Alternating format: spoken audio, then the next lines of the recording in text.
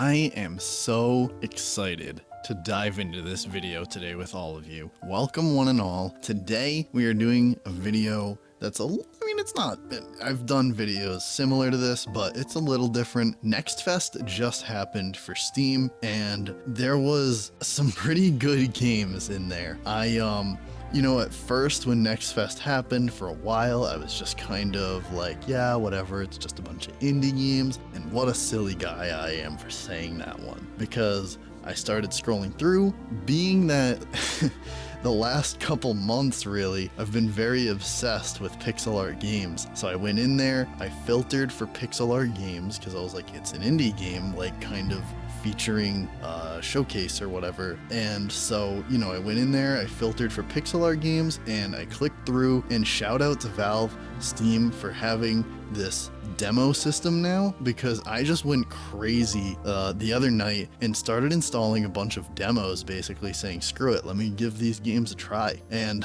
I got a good list of games here. I don't even know if I'm going to be able to do all of them in one video. I might have to make multiple videos, or at least a couple videos talking about them, because just 2 games, I actually, for the first time really ever for a video, kind of wrote almost a script essentially, because normally I either do bullet points or I'm able to just, do it off the top of my head. And I just wanted to be able to get as much detail on these games as possible, because some of these games are really great and I wanted you guys to see how great they are. And heck, you can even go try them yourself, these demos. So if you are on PC, you have Steam, you can go right over to the game page, download the demo, and try it for yourself. So, with that, hello everybody, I am your Statistax, and I am so excited to dive into these games with all of you. Again, these are all demos that I tried, anybody can go try them. I'm just really here to share some games that I tried and found interesting and liked. Most of these are going to be fairly similar in genre, because I was looking for specific types of games out of NextFest. So most of these are going to be pixel art, RPG, turn-based combat kind of games. So, I have a couple of different ones in here, possibly, depending on how many games I'm able to fit into one video. We'll see how long it is, but most of it's going to be pixel art, turn-based combat, RPG. So without further ado, let's just get right into the video. Again, to restate, these are all demos. So the first one I want to talk about is Alterium Shift. Weird name, but this game is so awesome. This game is really freaking awesome. I started it up, and the main menu immediately, outside of blasting my ears off, because for some reason the game was very loud at first, I had to go into the settings and turn it down. But the main menu music was like immediately capturing to me, to the point where I was just sitting there for a few minutes, just kind of listening to it and just vibing to it.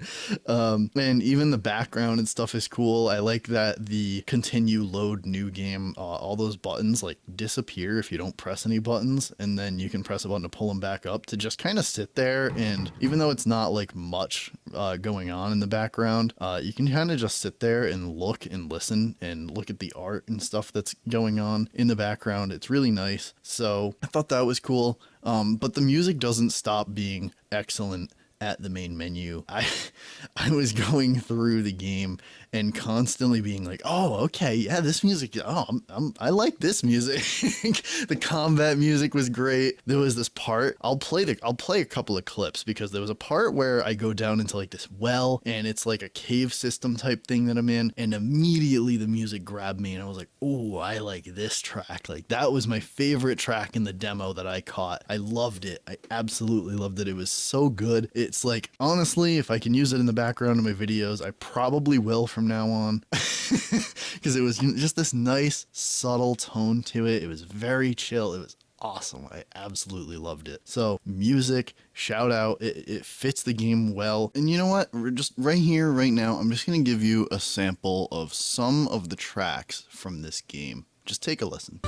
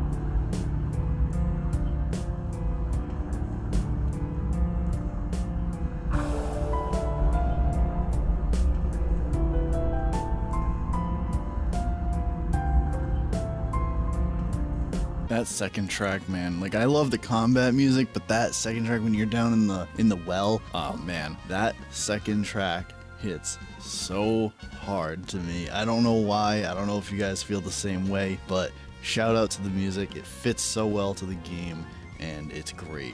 Which, as I've played more indie games, I've come to realize it's not easy to get music to fit to a game. There have been plenty of games that I have played where the music is kind of like, it's not bad, but it's also like it doesn't fit the game and it throws me off. I played Cassette Beasts. I'm not going to be talking about that game because I played that like a couple weeks ago or whatever. I tried a demo, but like the music for me just did not fit that game and I did not vibe with it. It threw me off completely from that game.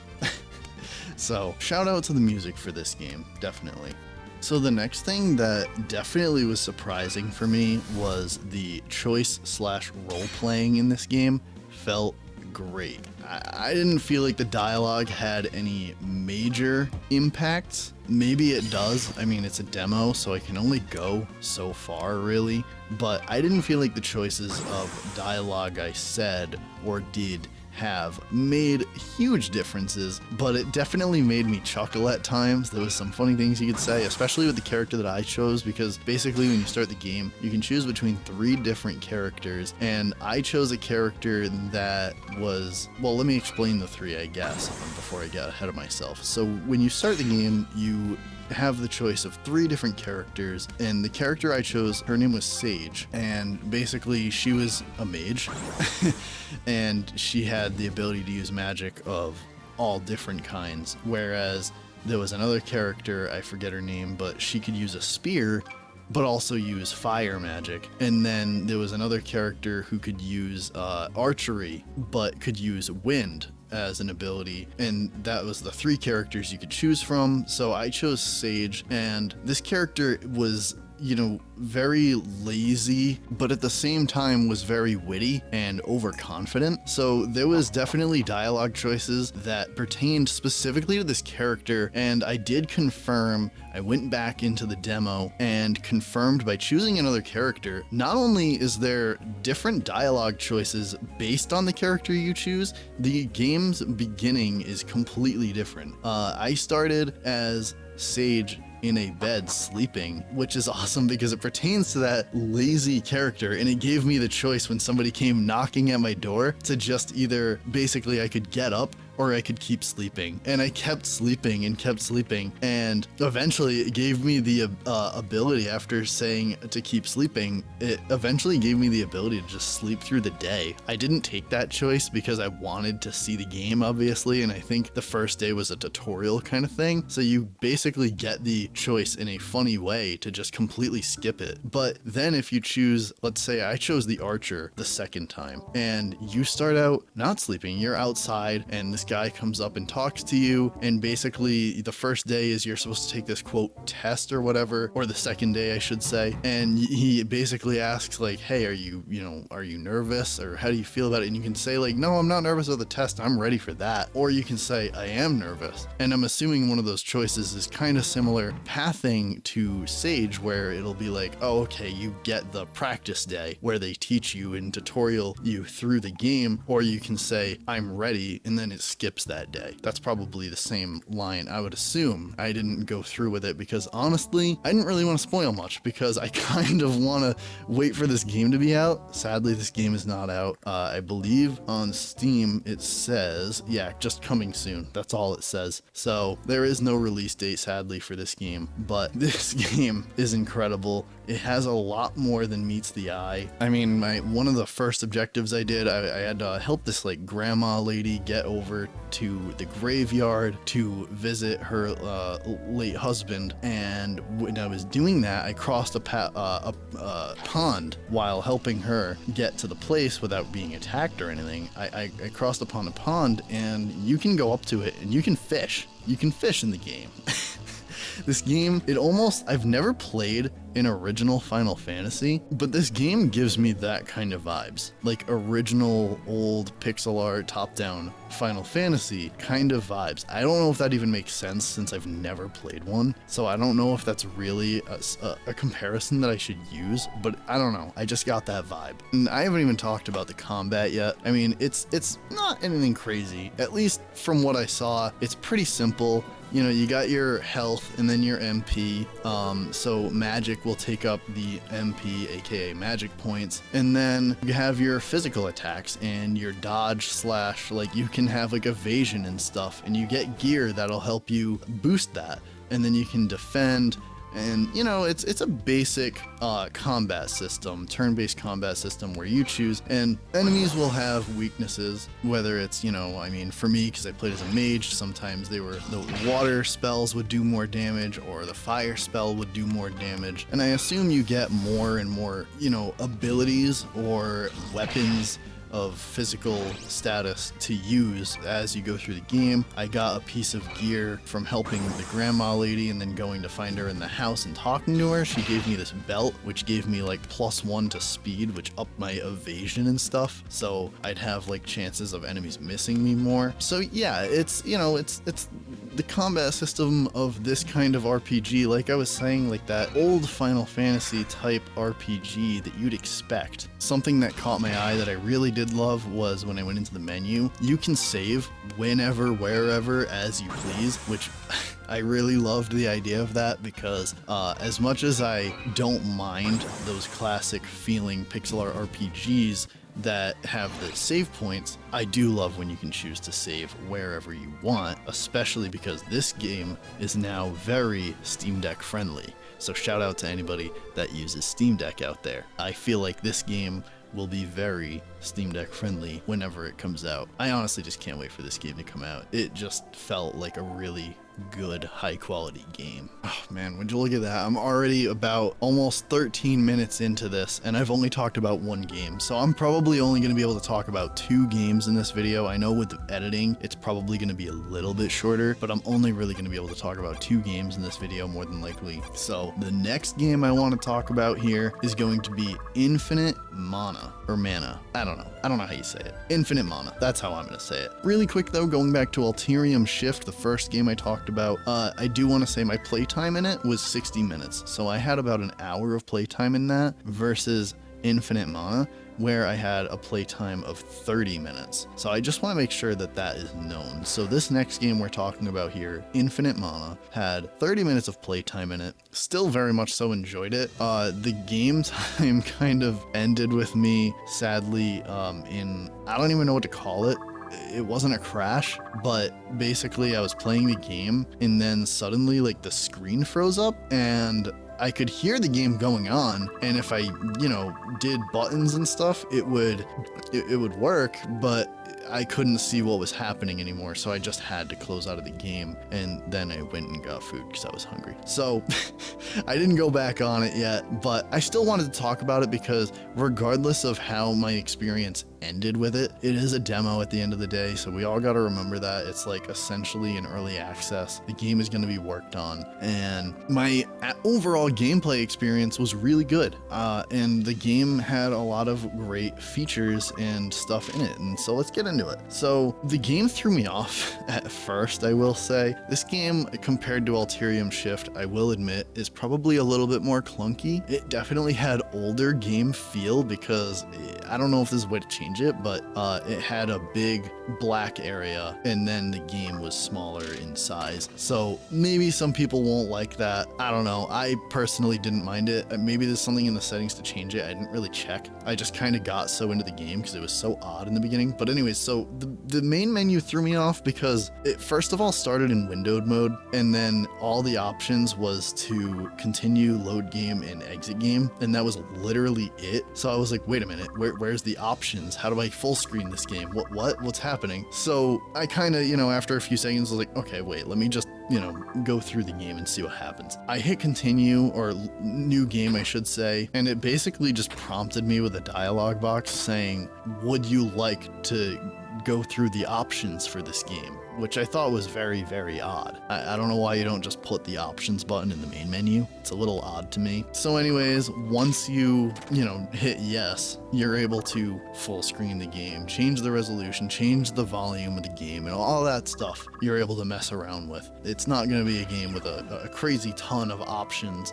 I'm sure I'll have the options screen and everything showing as the recording plays, but it's not going to have a crazy ton of options. So once you start the game and everything and get it settled, once you're playing, you'll be able to go into the menu from in-game and reach the options from there. There's just no option button in the main menu, which is very odd. Maybe they'll add one. Again, it's a demo, so that was just a little weird to me. Another quirk that might get sorted eventually is that when you play the game, I played with a controller because I just feel like these kinds of games are just better with a controller, and it was weird because it detected my gamepad as in, it was me using a controller and it worked, but whenever the game's text box would tell me how to play the game, like, oh, use this button to interact or whatever, it told me the keyboard controls.